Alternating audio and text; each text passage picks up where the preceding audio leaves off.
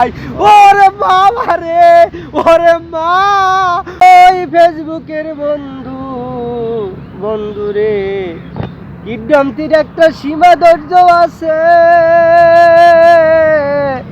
সীমা ধৈর্যের পারজা ভাঙ্গা দিও না।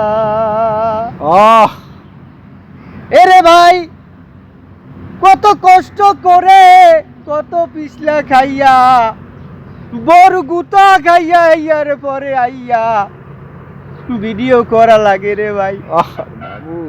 ইয়ার পরে যদি এক লাইক না দেয়, ওরে কিট্ট, কি এমন কিট্ট আমি আর দেখি নাই। এরে ভাই, কত হইল যাইয়া কীর্তনটি করা যাবি না, যাবি না, যাবি না, কারণ ফালমারি কিতাবে আছে 131 নাম্বার 29 ঘন্টার সাইরাত নিছে। কীর্তনটির কিন্তু ঠাডা ভরা রোদের সময় বড় একটা মোটা দেখে গজব আসবি। এরে ভাই, কেমন করিয়া বুঝাই